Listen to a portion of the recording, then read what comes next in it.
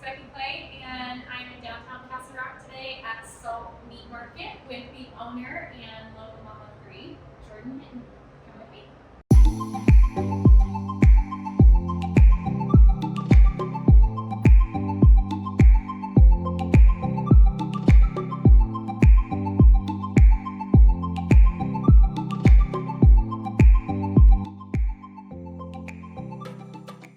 So, Jordan, I'm so excited to learn more about your business. So, start off by telling us what made you start Salt Meat Market. Okay, thanks for having me.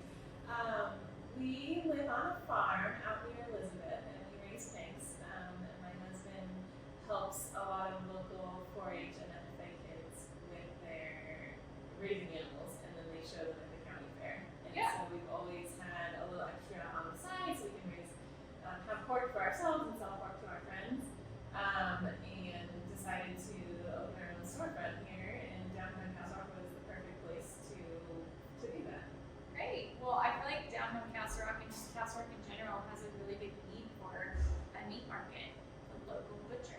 Yeah, I think everybody wants to know where their food comes from, and feel good about the choices that they have for their family, and so we fill that need and be able to tell you where your food comes from, and talk to people every single day. Great. So tell me a little bit about your background. I heard you talk a little bit about you raise pigs outside of Elizabeth. However, what got you into all this? Leading you down this path of, I see this awesome article on the wall, CSU grads, Open Castle Rock Butcher Shop. So chat with me about that a little bit. Yeah, so I'm from Castle Rock originally. I grew up here, and I was in 4-H growing up, and knew that I was interested in agriculture. I thought it was fun. I liked being around animals and raising animals, and so I went to Colorado State University and did animal science, and I also got interested in the meat science side of that.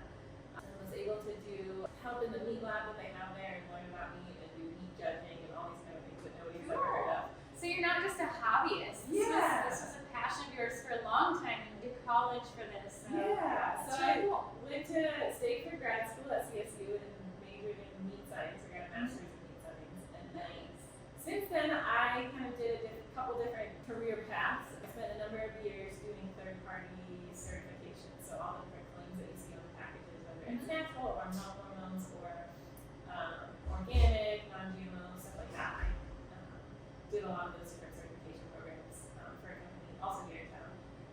Wow. And then I spent a couple of years doing marketing, and so I learned how to share all of that knowledge about animals and about where your food comes from with consumers and how to reach consumers. Great. Which led us here. I feel like you are in your perfect place in life. This is exactly where you belong. Running your own business and raising animals to sell locally for meat. So I think that's super great. So other than pork, what do you guys sell here? So we have a full meat case. We have beef that's raised locally here as well, pork, chicken. We make different flavors of sausage every single week, so we do a lot of fun stuff that you'll never see anywhere else. Cool. Give me an example. So this week we have beer cheese brats, which is kind of fun for the fall. Yeah. And then we do also some pre-made meals and meal kits here. So sometimes you're just a little tired and you have 3 kids at home like me and you need something. You need something fast to get on the dinner table, but you don't want to get fast food. So we try to do some pre-made meals. This week we have lasagna, and we do like taco meal kits and stuff like that. So it's just super easy. And you have all the ingredients you need, or you can just throw something straight in the oven and just make it real easy. That's so neat. Yeah, I was looking around the store at all the neat things Jordan has in here, and I saw some of those in the cooler over there. So what do you have in stock right now, just as an example? Yeah, so right now we're kind of getting into soup season, which we're excited about, and so we make lasagna soup this week, which is really good. And so we have that in the cooler right now. We'll do lots of different soups all fall and winter. I saw a was it a corn chowder last week or week before? I forget what it was, but oh my gosh, it looks so great. Yeah, and everything's made from scratch. also been the case right now, we try to do some things that you can have on the side. So if you want to grab a steak because it's Friday and you want to just relax and celebrate your weekend, then we have, grab a steak, but also we have some potato salad or some jalapeno poppers or stuff like that you can just throw on the side as well. That's so great. I love that. And I see that you have lots of neat little like spices and pickles and all kinds of neat things to go with the meat. So Yeah. what's your favorite that you have? What's your go-to in here? We have so many fun things in our market area. A lot of it is, seasonings, because I feel like I always want to try new seasonings. Yeah. Some of them are more like you need to put a little gift together for somebody. You can grab a few things and you can gift wrap for you, and that's easy. I like that. It's really neat.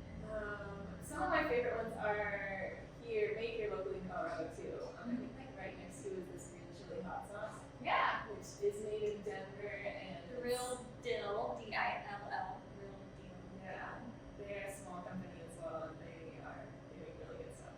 I love that.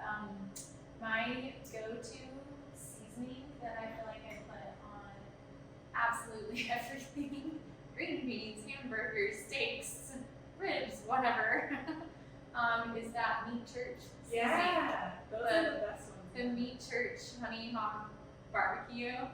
My kids think that's like salt and pepper in my house because it goes on everything. Our house too, we use that one a lot. Yeah, it is really great.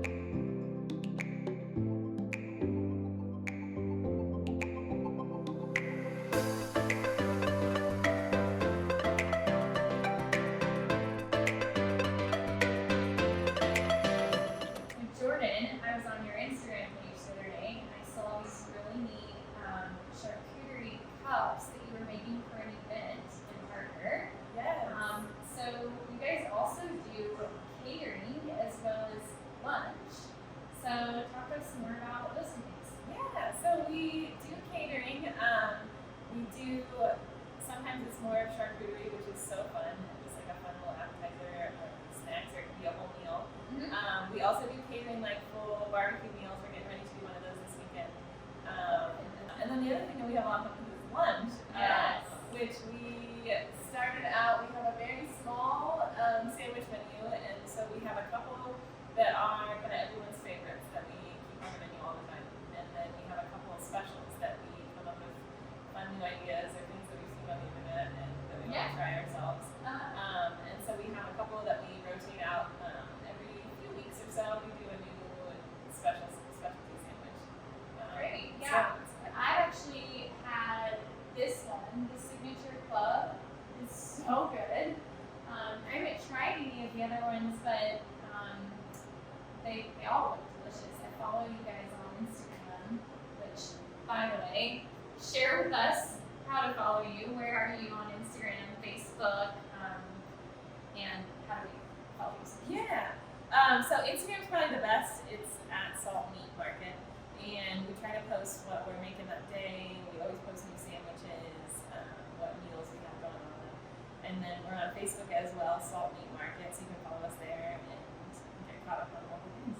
Great. We were talking earlier about meal kits that you do. So Yeah. when you come in and you visit Salt Meat Market, the meal kits are in your grab and go coolers. So show us what you have this week. Okay. It definitely varies depending on the day. And so anybody can also, some people will call us and just ask what we have that day, which also works. But we always try to have a bunch of stuff in the grab and go. And some of it is deli meats that we make in-house, cheese, we make our own compound butters, which are delicious to put on top of a steak. And a lot of different flavors of salami that are all here locally made in Colorado. And then also in the grab and go case, we have some sides that you can have with your meals, or you can just get some soup to eat for a quick dinner. And then we have all kinds of frozen meats. We have ice cream in the freezer, and then our fresh meat case is where we have steaks and bacon and hot dogs and different flavors of broths. Yeah, and you guys have all kinds of stuff here. I mean, there's ribeye steaks, New York strips.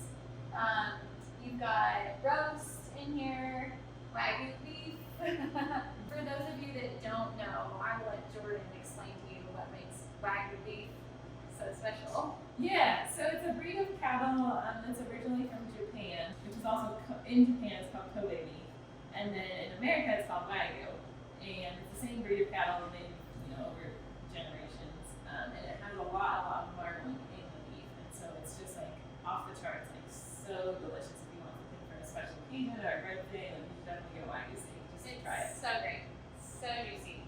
Okay, great. So tell us more about what's going on in the kitchen. Yeah, so in the kitchen today, let's see, Kanoa is working on some meatballs that we are making for a restaurant here in town, and then Kristen's in the back there helping get stuff ready for sandwiches for lunch, and then I think we're going to make some queso kits to put out here to grab and go. Okay, so Jordan, tell me, what is this? Is this beef and is this salt? Yes. Explain it. So this is our dry aging case, which is, we like because you can see it on all four sides, so everybody who comes in the shop can see it. This is a beef strip loin, so that would be like New York strip steaks. Okay.